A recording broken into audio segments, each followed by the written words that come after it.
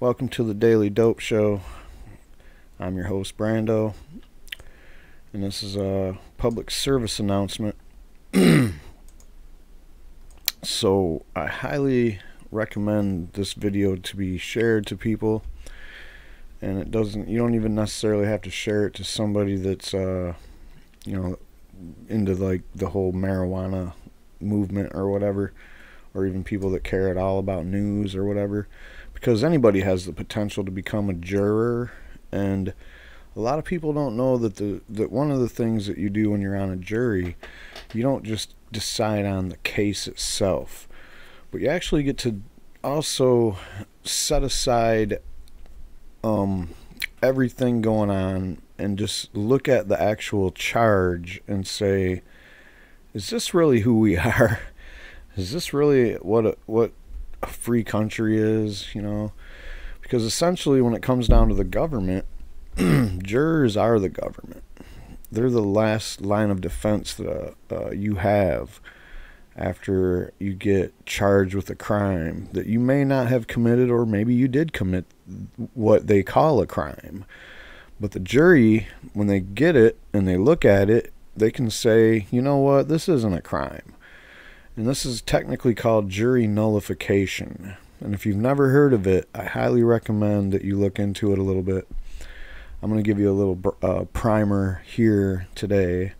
But this is just to get you started. This is just to get your thinking processes going on the possibility of this working for somebody or just being something that you should probably tell other people so that they know about it, so that the more people in the general population that know about jury nullification, the more likely it is that there's at least one person on a jury, if you was to get charged with a crime that you would think is probably something that a jury might not even consider a crime these days, like the marijuana laws. Now, this article is written by Bill Torpy, and he's on some mission to uncover the reefer madness going on in Georgia, and I love it. I really appreciate what you're doing, Mr. Torpy, Bill Torpy. I don't know anything about Bill Torpy. I've never heard of him, but he's this guy here apparently. But he seems to be on this situation, and one of the things going on is this reefer madness he's talking about was how I'm just going to read this first little quick paragraph.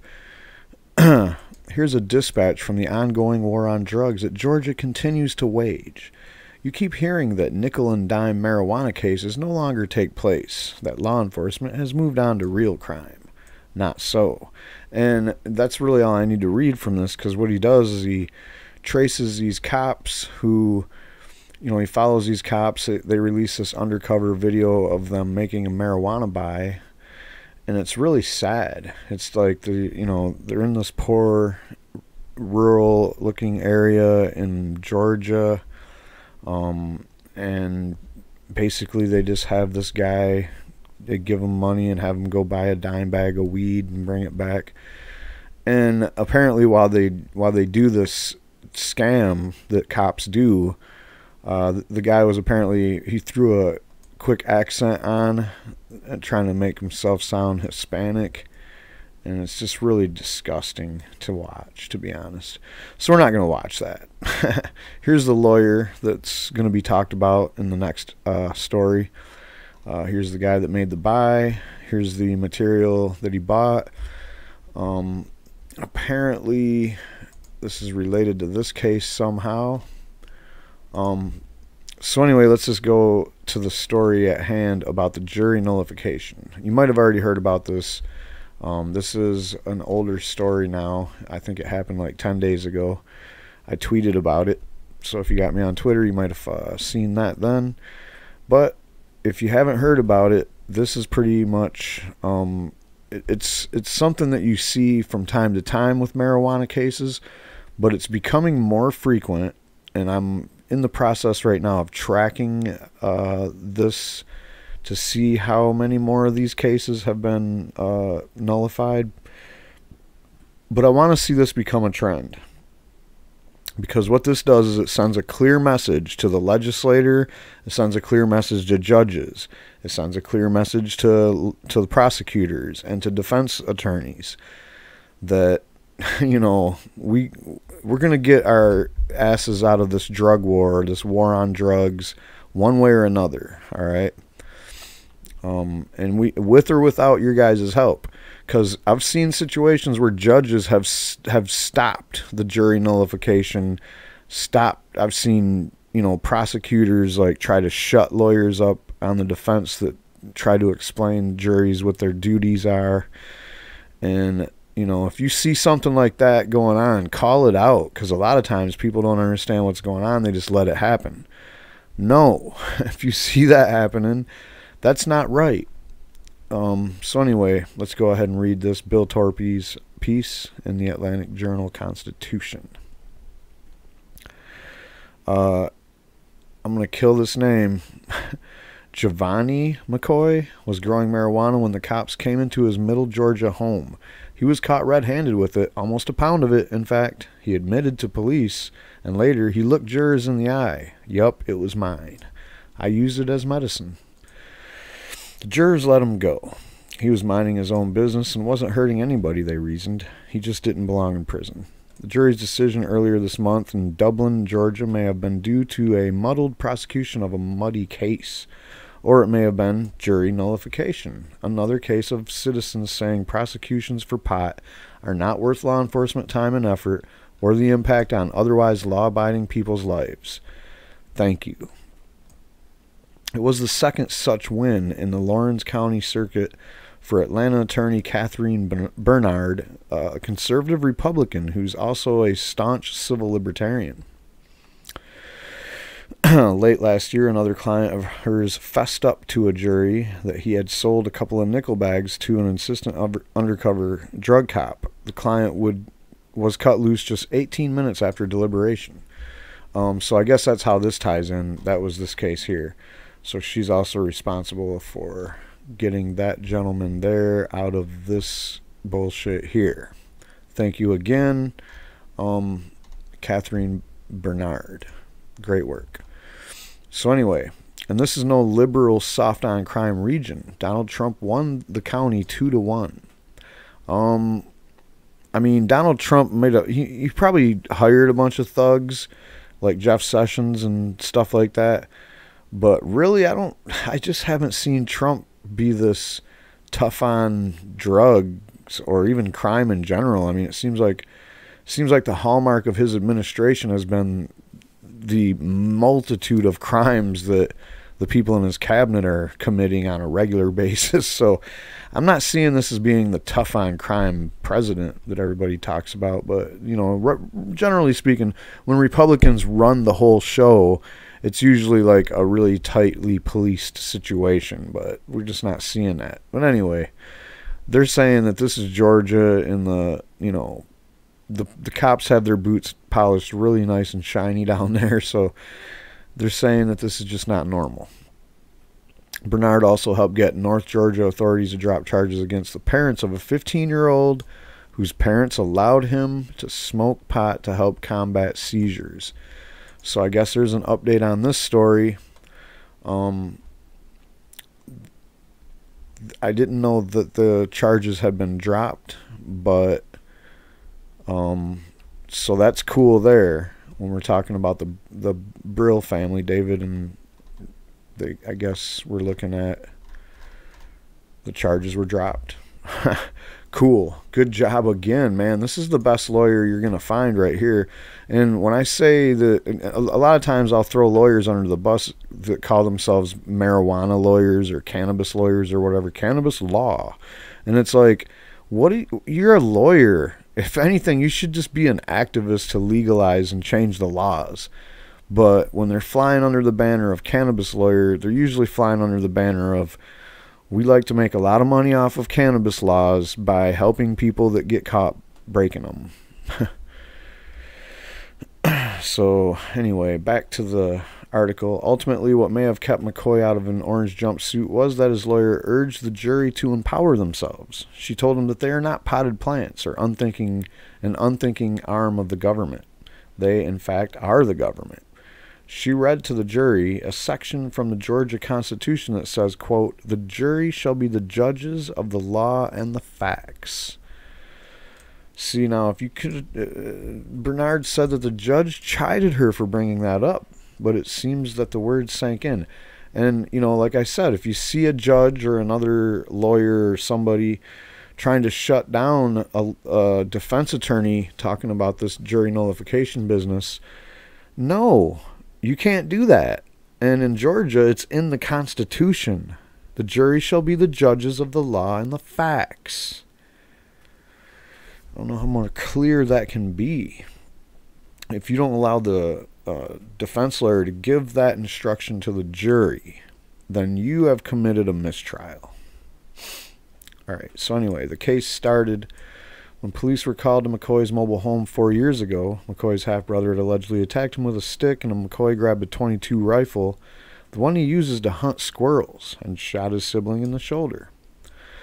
Police found several potted plants in McCoy's bedroom and tagged him with several charges, including aggravated assault and manufacturing marijuana, a felony charge that can bring 10 years. The case stalled in the system, and McCoy decided to go to trial.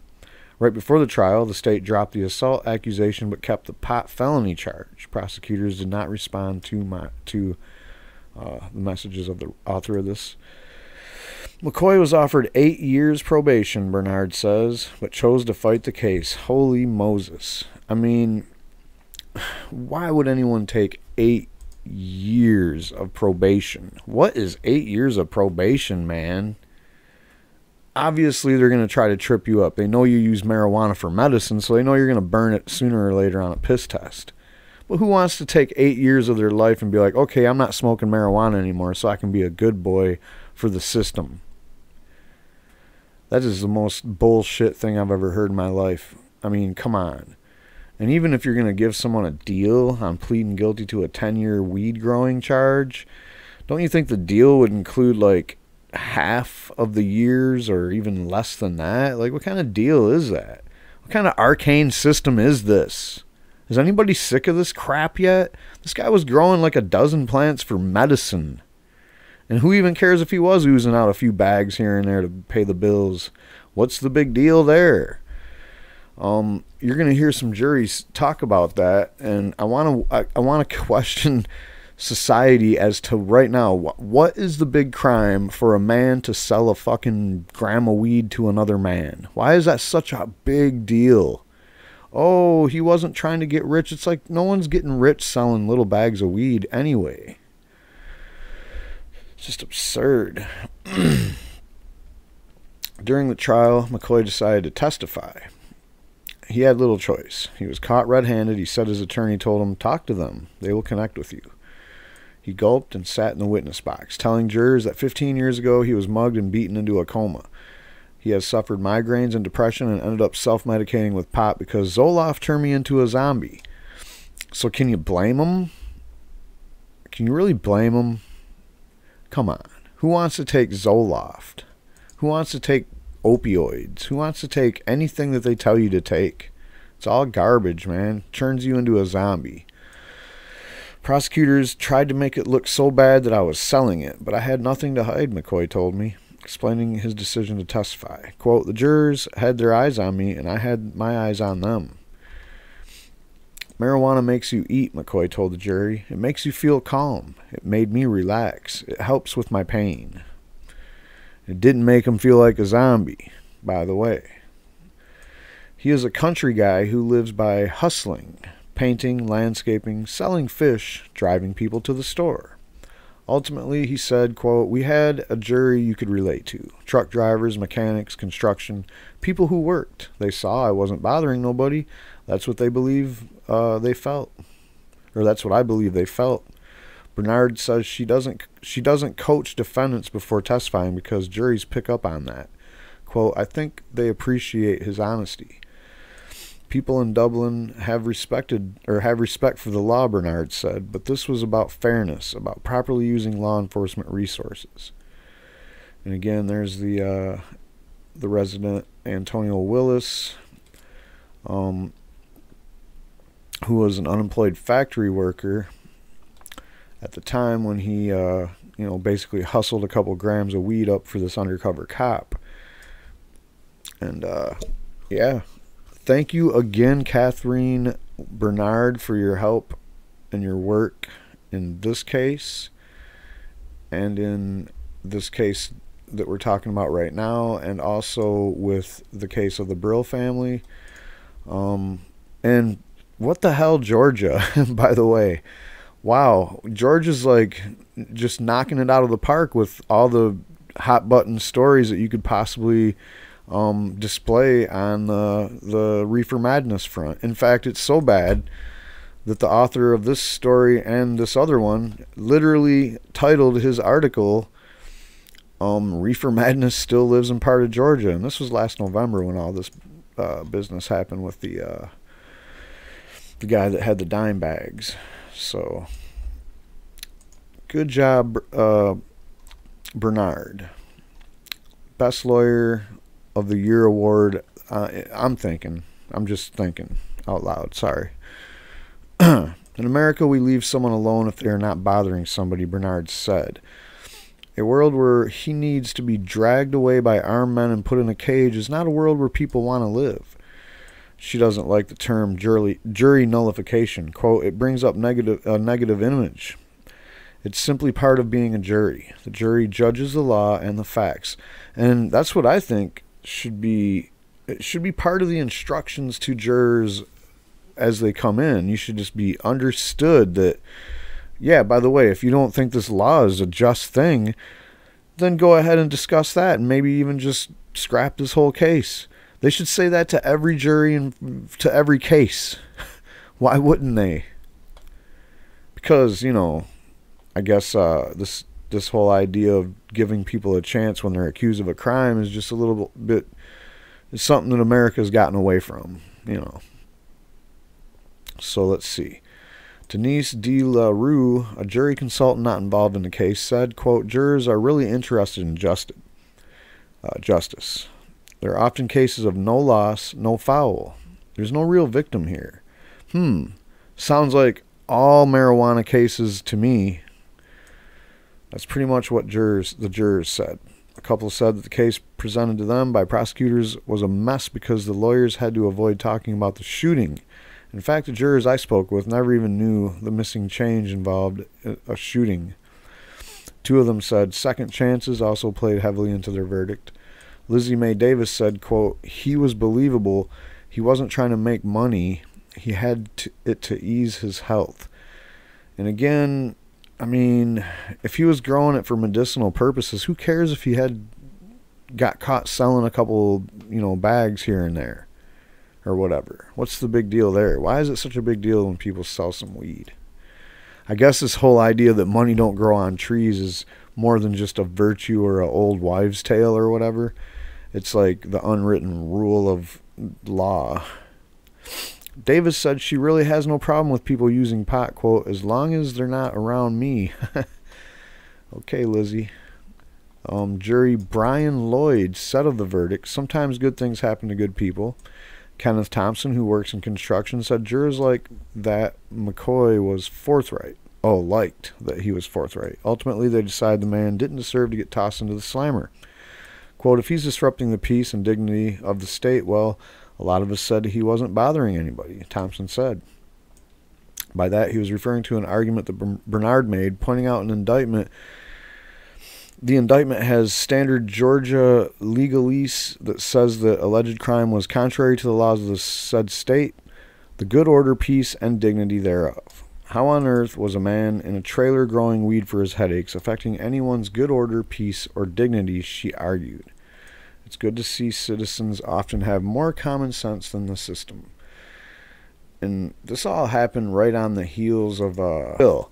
When that happened, I mean, that kind of sent waves through everybody in this country that might have heard about it or might not have. So if anybody on that jury heard about it, that's just one more strike against marijuana laws and enforcement, and law enforcement's just unreasonable efforts and scams, like we were talking about with this other case, where they literally sit there and pretend like there's somebody they're not, to be undercover and get your trust. And it's just such a shady practice. And then, you know, even shadier is when they recruit your friends because they just caught them with a little bit of weed. Now all of a sudden they got them narking on you for growing a few plants or whatever it is. I mean, it's just everything about the policing of marijuana laws is just shady, un-American, dirty, underhanded, crazy tactics. I mean, they literally can't do anything as far as intel gathering without spying on you, interrogating your friends and family and getting them to talk about what you do. So it's just all around just shady business. And to have something like jury nullification as a weapon to fight back against because let's face it, it's slanted in their favor right now. And this is just one little way that we have a little bit of power to say, no, you know, we're not going to accept this anymore. So spread the word about jury nullification. I mean, you know, you can tell people to watch this video if you want, but I'm just encouraging you to go ahead and just tell people about jury nullification. Tell somebody you know about it. Make it a point to tell at least 2 people you know about jury nullification. That's all I got on this. Hit the subscribe button, and come on, Georgia. Come out of the Stone Ages.